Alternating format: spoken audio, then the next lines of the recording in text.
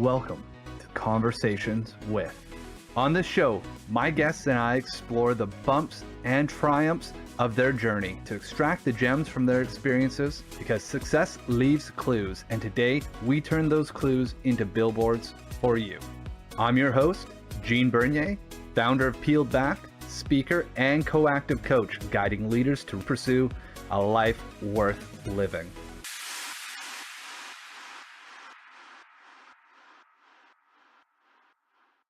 Hey everybody, welcome to episode 114 of Conversations with. Today, I'm excited to have John Glennon, president of Insight Sales Consulting, joining us. With over 33 years of sales and sales management experience, John has climbed the ranks from sales representative to national sales and marketing manager. After discovering the transformative power of Sandler Selling Systems in 1997, John's career soared to new heights. Now as a Sandler Trainer and award-winning speaker, he helps clients across North America hone the behaviors, attitudes, and techniques required for an effective sales team. So let's jump in to this conversation today. John, thank you so much. Thank you so much for being here. My words can definitely not do what you do justice. Oh, come on.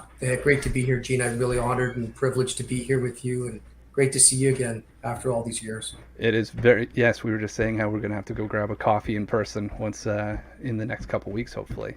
Yeah. So John, let's talk a little bit about your journey in sales. Sometimes for people that are going into business, sales can be a big, scary beast. And let's talk about what that journey has meant for you and where now you've taken that on helping people hone those behaviors like you talk about. Actually, that's a great place to start, Gene. And if you're okay with it, I think it really starts with attitudes around sales, if that's okay with you. Last time I checked, there wasn't a lot of Ken or Barbie dolls where the model of it was to be a salesperson. Unfortunately, the association with sales is not necessarily the one that's the most noble. Right. And I think sometimes people struggle with the perception of how they'll be viewed if they're actually admit that they're in sales, if that makes sense. Yes. When you got started, what was your mindset around sales? Yeah, so I come from a family where sales was not a dirty word. So my parents emigrated from Ireland in 1966 over to Winnipeg. And, my parents actually, my dad sold life insurance, essentially door to door back in the day into immigrant communities. Him, like himself, was, that kind of guy that was wired to say, I got to make it here in Canada. People that emigrate typically are, looking for the better opportunity. So he had a pretty good mental attitude around it. He hustled, he won lots of awards and was that. And my mom was, in retail sales, but still sales right. Nonetheless. So my actual first sales job, I knew I wasn't destined to be probably good with manual labor. So I didn't have a paper route. I actually was going door to door selling newspaper subscriptions for the Winnipeg Tribune. Okay. So that was my start in sales. Going door to door after school, knocking on doors to convince people to take a subscription with the Winnipeg Tribune. That's that journey starts at a young age and then just kind of continues on from there. Yeah, and I think what was instilled in me was that I think you have to be okay with rejection. I remember going door to door, and initially you're thinking, well, everybody will get a subscription. Why wouldn't you get one to read the paper? Yeah. And then you find out, well, people are, they don't read the paper. Or you find out that they like the other paper, the Winnipeg Free Press back in the day. And, you just start to realize that, I just kind of come with it. I don't know what's going to happen on the next door that I knock on. And I think sometimes folks are just so emotionally attached when it comes into a sales situation. A lot of fears are made up, paralysis by analysis, and they just really don't understand sometimes that the person's not really rejecting you. If you really think about it, they're rejecting the offer for the subscription. They're rejecting the product but a lot of times, well, we've all heard the saying, right, Gene, don't take this personally. And then how do you take it, right? So I think that's just the big piece of sales that I think was just wired in from the DNA in the beginning, was that, you had to understand that they weren't rejecting me. They were really rejecting the offer of the product or the I, service. I think is huge. we come out of the gate and you drop a great mindset shift right away, is understanding that place that rejection holds. And it's important in the sales process. Like there's, I think, I look at that and some people may even tie that to that deeper fear of like failure. Ooh, I'm Mm-hmm. being rejected. This is a failure. I'm not going to be worthy of fill in the blank.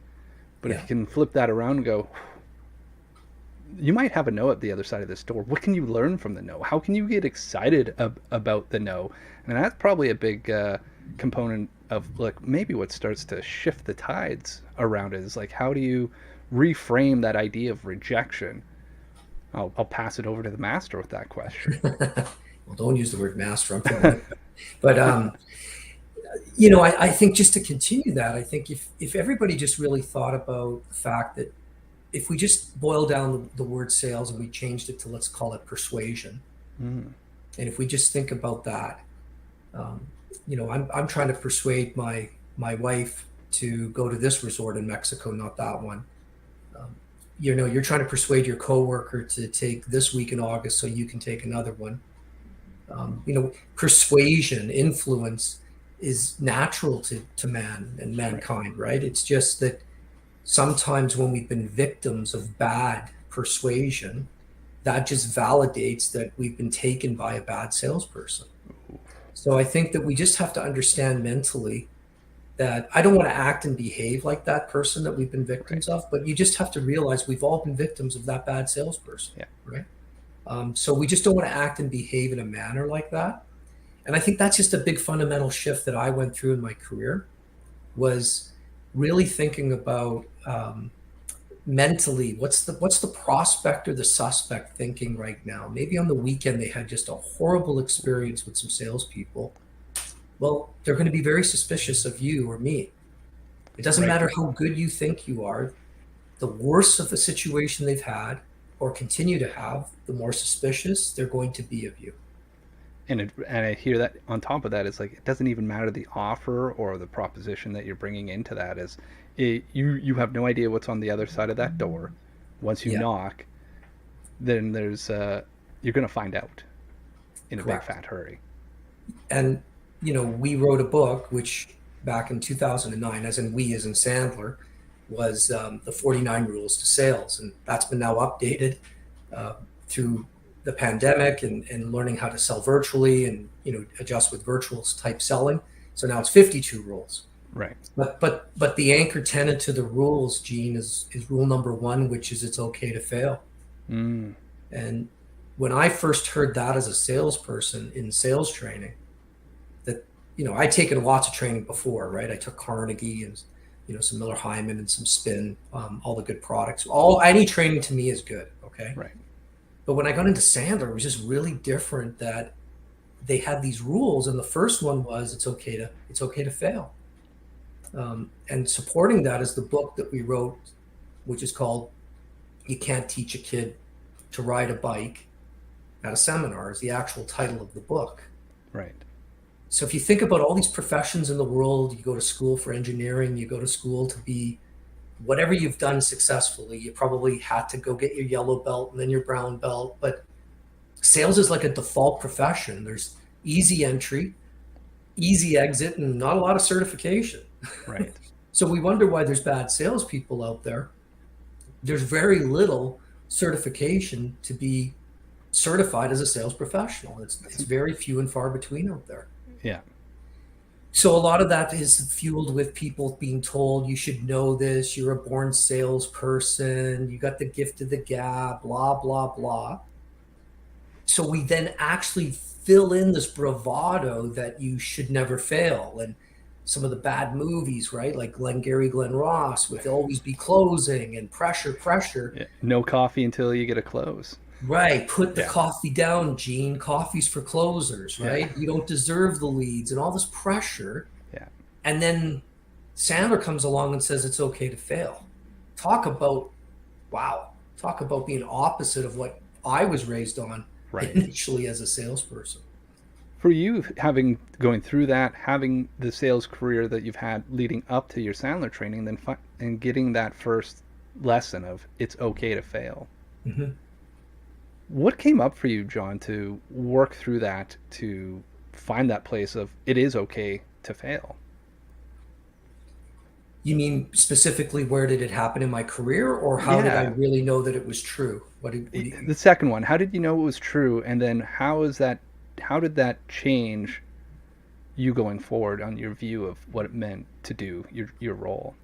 yeah. So back in the day when I first was immersed into Sandler training, okay, I was working for a company out of Denver, Colorado, but I was based up in Canada. We would go down once a quarter for company meetings and training, and that's when I was put into Sandler training. So when I went into the training, out of the 10 sales reps, I was probably, top five. I was never number one, but I was never number 10. Right. And I was really fighting it because I was like, I'm a great salesperson. What do I need this for? Right. I've been there, done that. I've taken all this other stuff. And then I realized I actually wasn't as good as I thought. So I think where my turning point was, I actually can remember it probably to this day. I was coming back. I had to switch planes in Salt Lake City. And I remember calling home to my wife, girlfriend at the time, and saying, man, everybody's sort of embracing the Sandler stuff and I'm fighting it. I don't know what to do. And, Captain Obvious moment. She just turned on the phone and said, well, why don't you just try it? Yeah. So I think when I got back, I remember stumbling and fumbling with the words, and I had made some accountability pledges when I left Denver that I would try something. And I'll never forget. So I picked up the phone and I made a call and I tried something I'd been taught, Right. and it worked. Okay. It wasn't perfect, but it worked. And when the Sandler trainer coach phoned me to reinforce the accountability, I really knew a couple things. Like, they were really there for me to support me in the journey. Yeah. And they were really understanding that, we're not really after scripts, right? We're just after a structure, a format, a framework to have conversations in sales. And so I really realized at that moment, they really were okay if I failed. They were there to support me and coach me up, and they weren't belittling or demeaning of me that, that I had waited this long to try something when the rest of the team had been really implementing a lot quicker than me. Right. So patience, I think, and actually living what they were training really stood out to me at that point. I hear patience. I hear there's an acceptance to going, am I willing to try something different? Even if I fall on my face or feel like I fell on my face, am I willing to try this differently to see if I can get to where I want to go, maybe a little bit quicker, or maybe a little bit smoother along those journeys? Well, that's what I tell most of the people. Like, I say, look, if we both were trying to get to Vancouver from where we both are up in here in the Okanagan in British Columbia, right? You might want to go south and go over the Coquihalla connector, and I might want to go north and go via Highway 1. I don't really think it's a big deal as long as we both get to Vancouver safely. Right. So I think a lot of people get hung up on content and training, and it's really about the intent.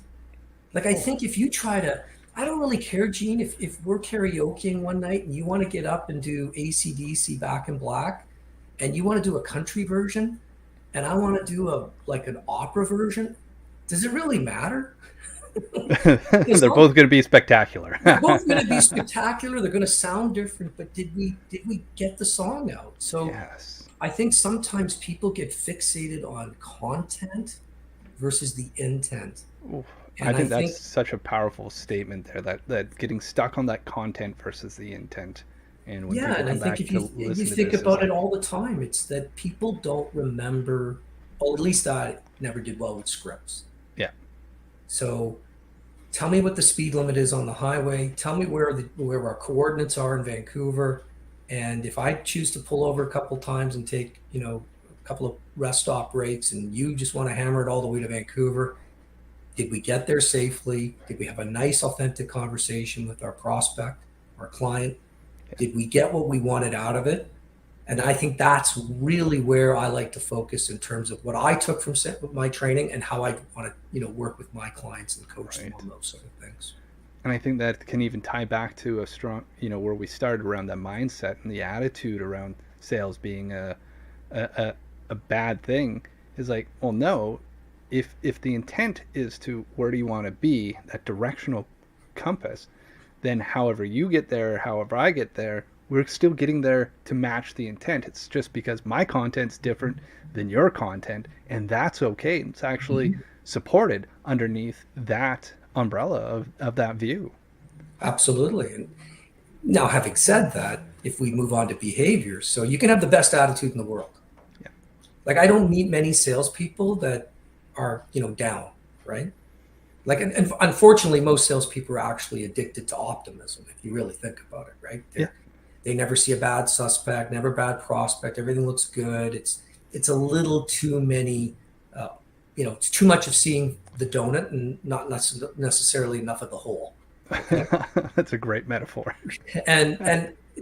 But I think the next piece is behaviors, because if you don't have a plan of attack, strategically, tactically, I find a lot of salespeople are well-intentioned, yeah, but they're just not doing enough activity, Gene. It's the behaviors consistently, day in and day out, making sure that pipeline is not dehydrated. right. And I think that I say to my students all the time, as much as you think it's techniques that you need, there's really no need for technique if you're not doing the behaviors. It's kind of like hiring a running coach, but you're not even running around the track yet. Like, why would you go and do that? So repetition, behaviors, a plan of attack. Yes. Honestly, Gene, if you've got a pretty good attitude and you just start actually doing and committing the behaviors, I find it's 80% of the battle when I work with clients. 100% is like, there's so many important pieces there, but it like kind of ties to this idea of like, you have the intention, kind of the direction that you want to go.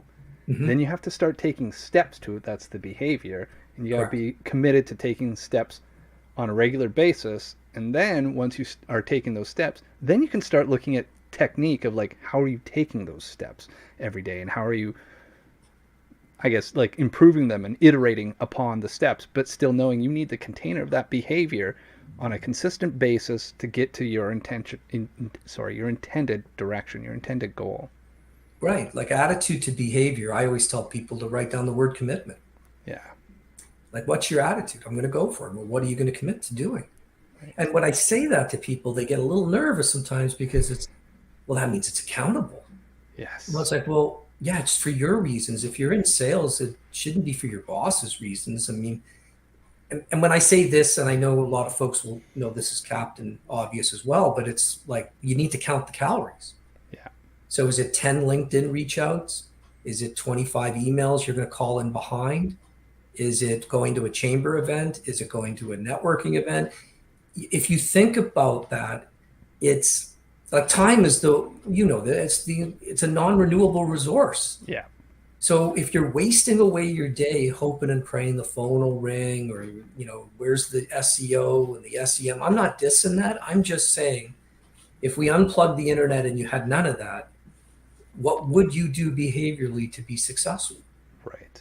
And that's typically, Gene, that's where a lot of the good salespeople get separated out of the great category. Right. What I hear is the gap there is like, there's a relational component to it. It's like, are you willing to be in relation with that? And again, intention, behavior techniques, building towards being in relation with your prospects and your clients down the road. That's correct. Like there's, in some turbulent times that we may or may not be in at this point, it's business development is where great salespeople separate from the good. Yeah. Because anybody can be reasonably good in a hot economy. I just have to show up and probably not spill any coffee on people, and I'll get an order or two. Yes. But when it comes down to business development, prospecting, that's some of the stuff that just a lot of people just can't do or won't do. Right. Um, and then that's the behavior to technique for me. Uh, that's consistency. So if I commit to something, am I consistently going to do the behaviors and try the techniques? Because that's where you're going to start to see the repetitions coming in to get a lot better quickly. Within repetition is like, and if you're open to it, is like there's opportunity to start to be aware of the patterns, right? You can't be like, oh, I made one phone call and they said no, so obviously this wasn't a good idea. This product can't sell itself. The service can't sell it's not selling itself. Be like, oh, it will never just sell itself. You may have people that will be like, oh, I resonates with it, I'm a yes right away. Those are like high tides. And when I hear you speak to this is like, you need to, it's like going to the gym. Like, you're not going to get in shape by going to the gym once, going, good for the year, good for life. Whew, did that treadmill, did the things. I'm now fit. Be like, no, fitness comes along as part of a practice.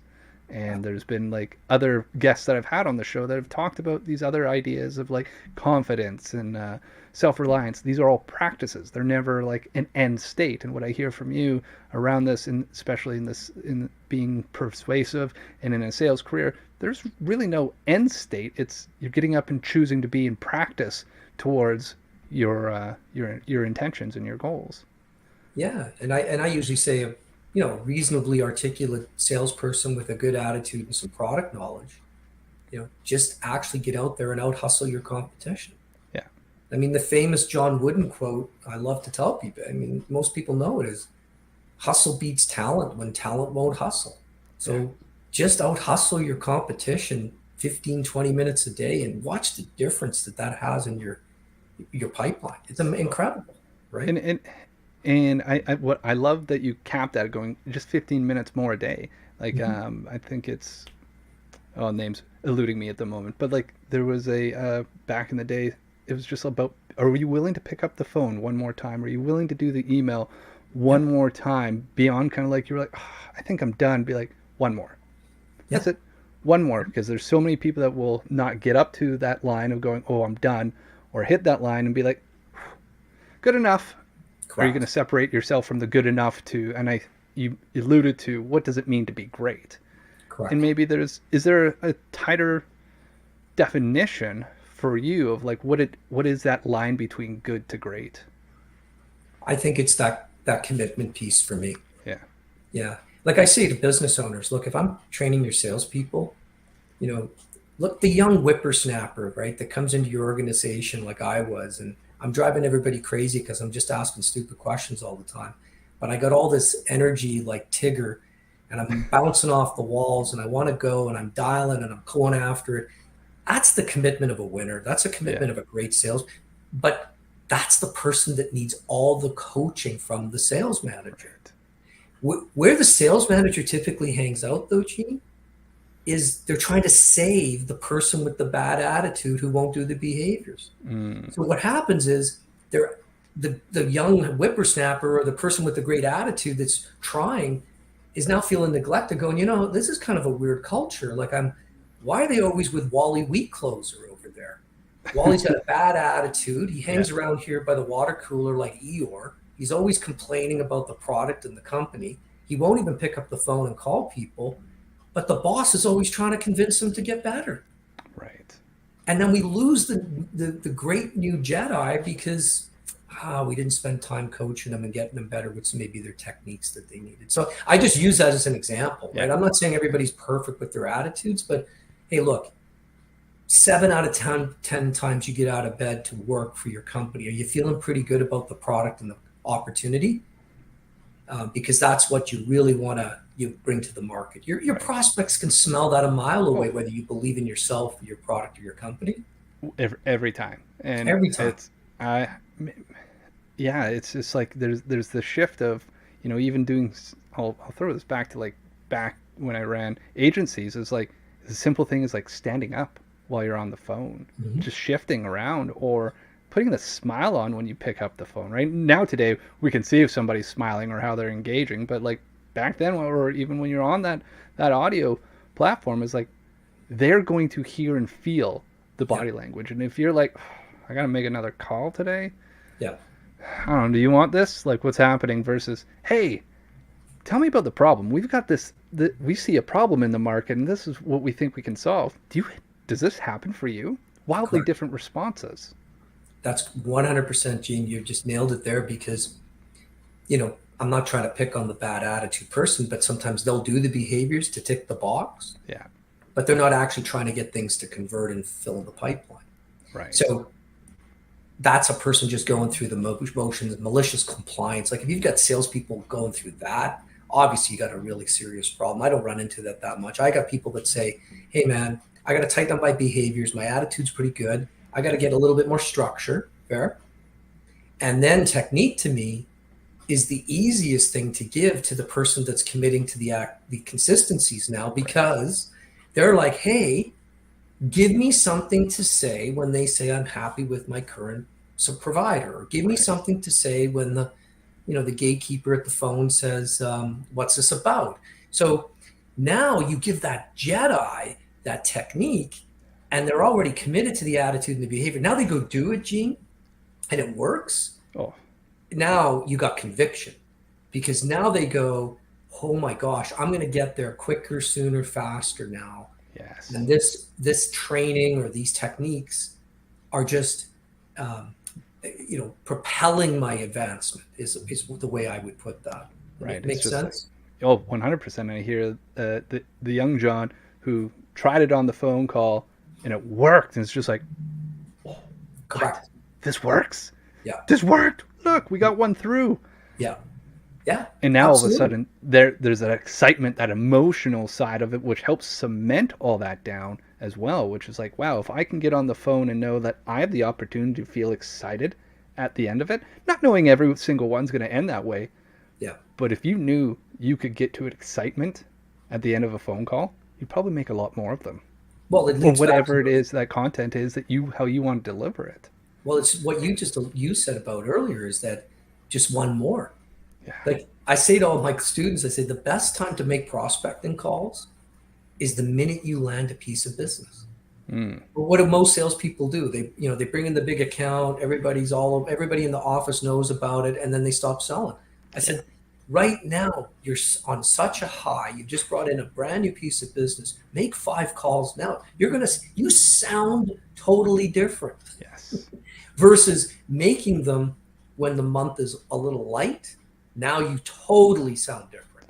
Well, So, and there's a different edge to that, right? And I think it's interesting because I was just listening to a podcast with Ed Milet and a gentleman who's a high stakes real estate person in California, and he was saying the exact same thing. He comes in, lands a big deal, and the rest of the team are like, "Why aren't you like going and celebrating?" He's like, "I'm making 5 calls today. correct. Today's my best day to go plant some seeds." That's correct. Yeah. In Sandler, we have another rule around it. David Sandler used to say, like, back then, if you had $1 million in the bank, how would you sound on the phone to prospects? I'd probably argue now you need a little bit more than $1 million with inflation these days, but Yeah. but you would sound different. Your tone would be different. Your conviction would be different, because you actually probably wouldn't need the business, so you would sound different. But people that are desperate in their sales slump, you can hear it.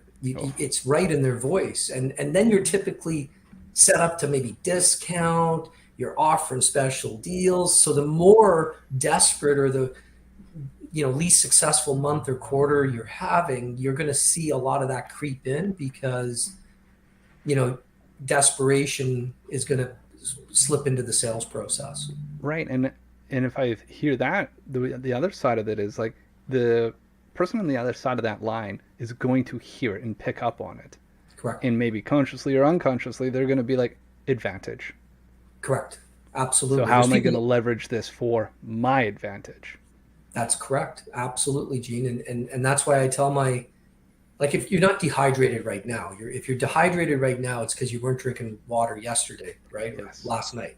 Yes. So, today's not today. I tell people all the time, if you're in a drought right now with your sales process or your pipeline right now, go and look back in your calendar of what you weren't doing and what you should have been doing, 30 days ago, 45 days ago. And I always tell my students, if you consistently keep on those behaviors, I'll just usually find that you're not going to have as much of a desperate sales pipeline or sales team, Right. because consistency is just going to, the law of the numbers is going to average that out, that we're not going to have some shocking big downturn because everybody's kind of surging along, filling the pipeline, day in and day Day in, out. day out. Yes. Yeah. It kind of like reminds me of like, when's the best time to plant a tree? 20 years ago. When's the next best I time? Today. love it. Right. Love it. And that's, man, it's so much goodness already coming out of this conversation, John.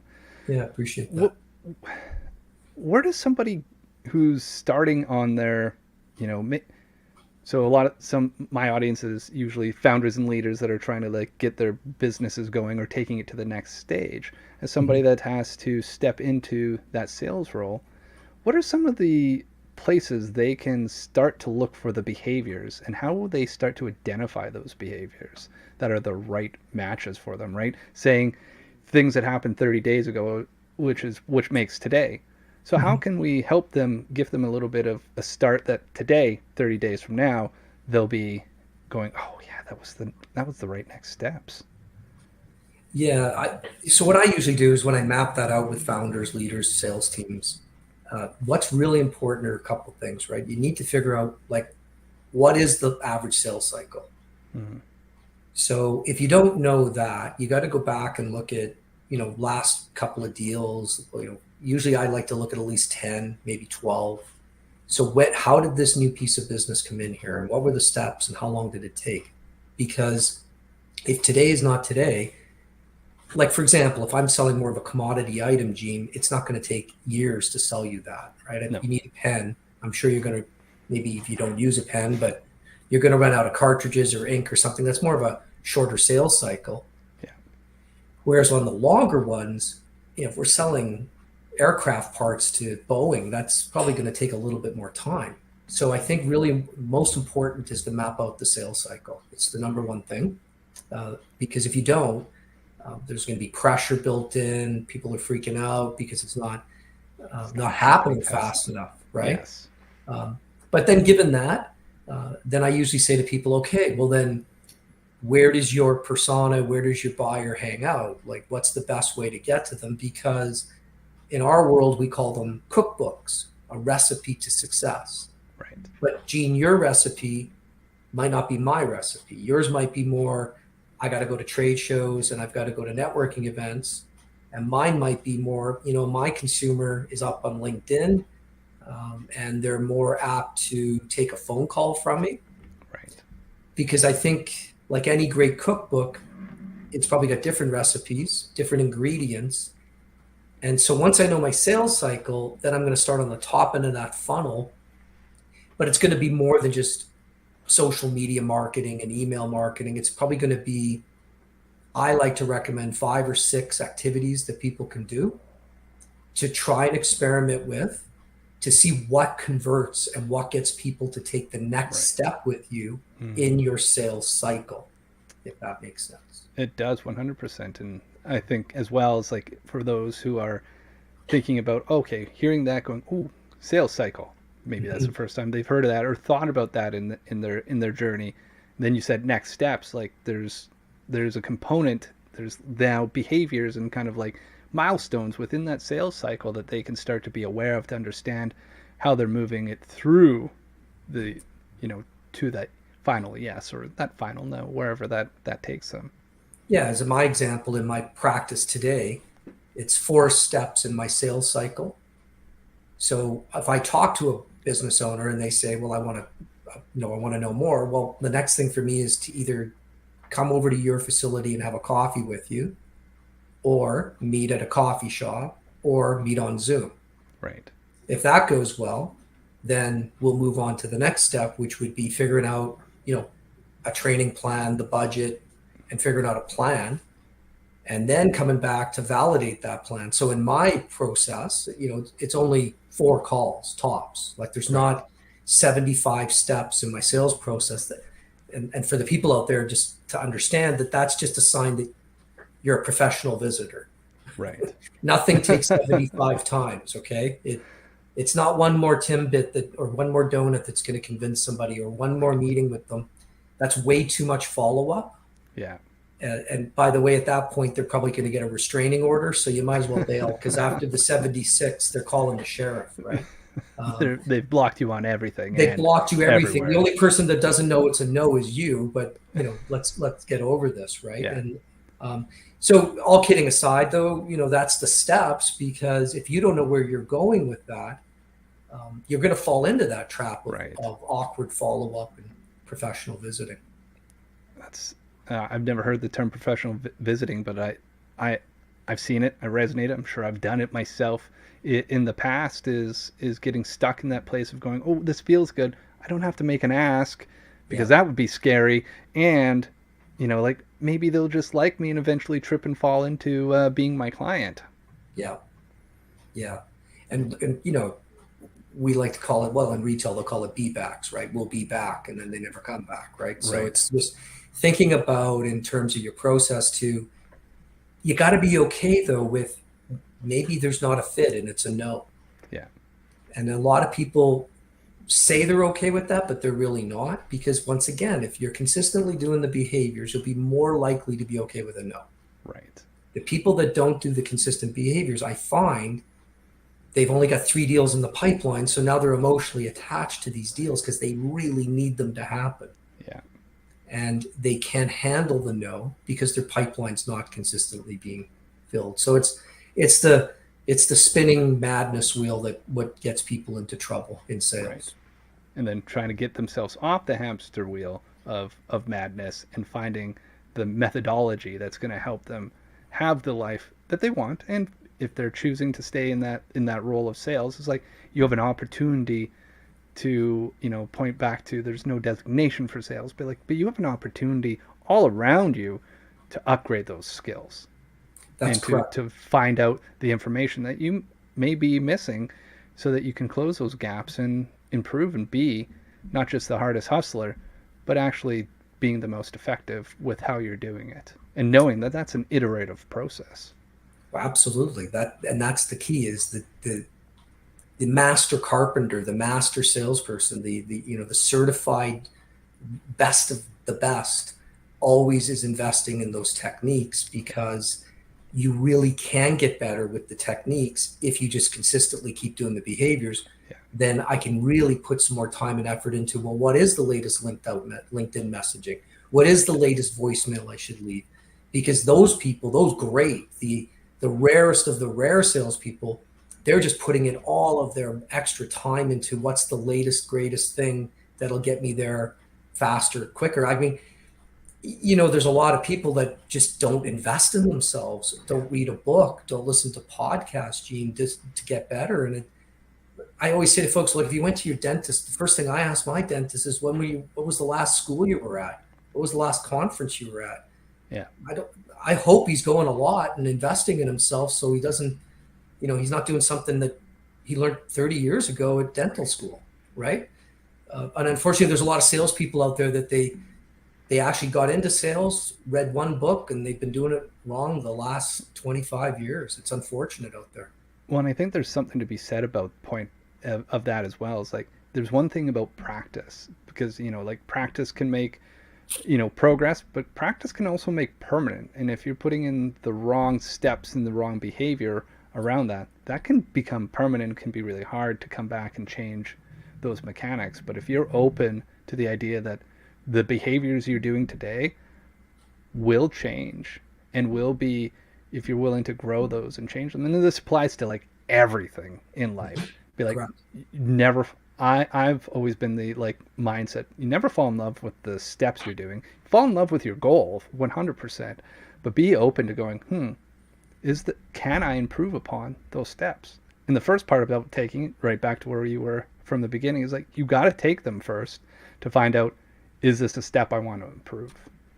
Yeah, I'm not a great golfer, back taking lessons, Yeah.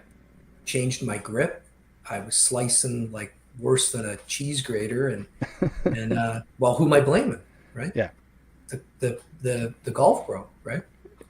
and then come back out and went back to the driving range and worked on it and worked on it and got some, got some straightening it out. He comes back, helps it in, and now we're on our way. So Yeah. really good to your point, man. It's everywhere in life. It's actually, that is, real growth comes out of moving out of that comfort zone Big and time. not giving up and if you've got somebody that you can honestly coach with that'll help you, and like you said, practicing role play, practicing what we're going to say. I mean, it's amazing, Gene, how many salespeople I meet that don't do a pre-call plan, but they'll do a post-call debrief, right?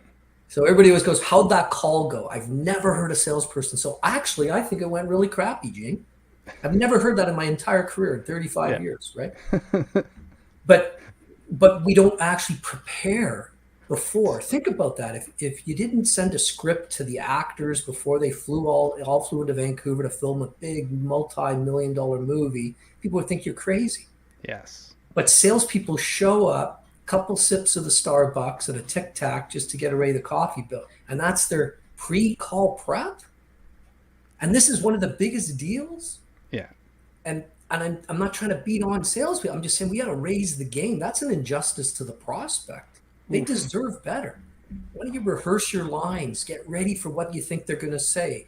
What do you anticipate that they're going to say about this or that? And are you ready for your response? Oh, That's so huge. I love everything that you're saying. Is like that preparation is key, and you can practice it, you can rehearse it, however you need to go through it, and like John just said, if you don't prepare for it, you are doing a disservice to that relationship, to that client, to that business, to your futures. Like, you could do the one more preparation, you can do the one more call, the one more reach out, you can do the one more rep at the gym, whatever that is. But to get there, you have to be prepared. Yeah. I mean, and then you do post. Okay, so if you prepare, and then you went in the call, come back out and be honest with yourself. Did you actually do? And because you know what, sometimes salespeople are the hardest on themselves. They just never take an attaboy, an attagirl. They just, oh my gosh, I should have done this. And you know what? They actually did a pretty darn good job. Yeah. Right.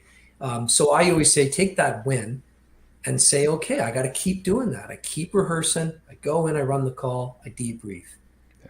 And the last thing I'd give you on that is David Sandler, really believe that after a call, you should always get a lesson learned. And the lesson learned is not always start doing something or stop doing something. It could be continue. Continue to open up the Zoom meeting that way. Continue to use that little joke that you used about the weather. Continue to, and we get out of continuing on things, and then we're lurching, right? Yeah. And so I think that's a really big point, is getting a lesson learned out of every call. Yes. And actually in the tech world, or in a debriefing space from project management, there's a start, stop, continue. It's a simple debriefing tool you can use with your team, but you can use it here in this aspect as well. Like, what am I going to start doing? What am I going to stop doing? And the important piece, what are we going to continue doing? Correct. And I like that you brought that into that fold. Yeah. Well, I mean, we've been talking about that in Sandler with salespeople for 55 years now. So it's just so important. I think people just don't do that enough. Actually, with their days, just personally, relationships. I think it's everywhere. Like you said, it's not just about sales; it's human interaction, right? I love that. Well, John, you know how I said at the start of it, we were going to blow past the 40-minute mark because we're having such a great conversation. We've managed to do that today. Yeah, well, you're pretty good at this, Gene. Oh, thank you. I appreciate that. Yeah. So before we get into the last question, now's a chance to, share a little bit about how people can connect with you. Who's the right people to come and be connected with John as well? And I believe you have a special announcement to share of an upcoming event. Yeah, well, first off, most people don't know we're one of the world's largest sales training companies, sales management, customer service. So Sandler.com, your closest facility is probably through there, and searching. I'm just, fortunate enough to be here in British Columbia, where I own and work with primarily British Columbia-based companies, although I work all over North America because companies will invite you in to work with them. Right. And then, yeah, basically coming up at the end of June, we're going to do our half year 2 day boot camp. So basically, it's come on in and do 1 day with me on walking through all of the sales fundamentals, reviewing things like we've been talking about today.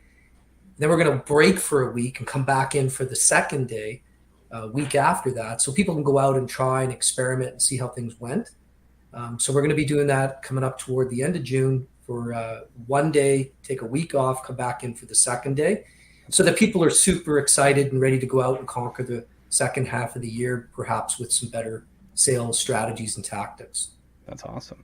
And as Yeah. well, in the show notes down below, you're going to see those links to connect with John on LinkedIn, at his website, and the as well included the announcement for the 2 day boot camp that they've got coming up in June. Yeah. Thanks for the opportunity to share that with people, Gene. You're very welcome. Thank you so much for being on the show and sharing your wisdom and going through the stories today, John. See you Before I for let that. you go, See you for that coffee pretty soon.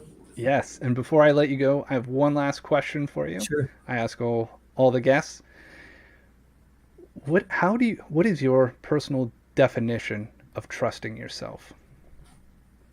Trusting myself. Yes, of self-trust. Like my process for that, or What how do you know that you are that trust that you are you're able to trust yourself? What does that look like for you? yeah, I'm probably a pretty decisive individual. Um, and I just basically put through things through the attitude, behavior, and technique screening for when I'm thinking about what I'm going to do. And have I made a good decision here? I don't like to trust my gut as much as I like to trust the facts and the data. Mm, And so a lot of times I'll use that BAT triangle that we call it in Sandler as my screening to say, I trust my instinct. I trust this is a good decision. I've put it through this. And that's sort of my screening for a lot of things I do, and not just in sales, but a lot in my life, to just say, okay, I'm going to go with this because I've put it through my attitudes, my behaviors, and my techniques. And I techniques. think I'm good to go here. I think that's incredible to have a process to go through and kind of double check your gut and be like, this is where we're going. Yes, the behavior's on track, the actions or attitudes on track, and the techniques on track. It's a go. Yeah. Again, John, thank you so much for being on this episode. And to everybody else, I'm Gene, and we will see you next Wednesday. Thanks, G.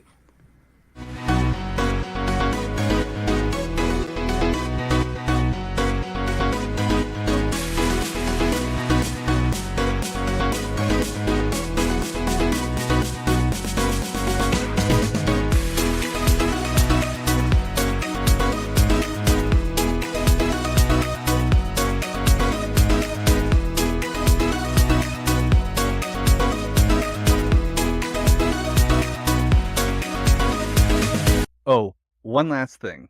It's the legal language. This podcast is presented solely for educational and entertainment purposes.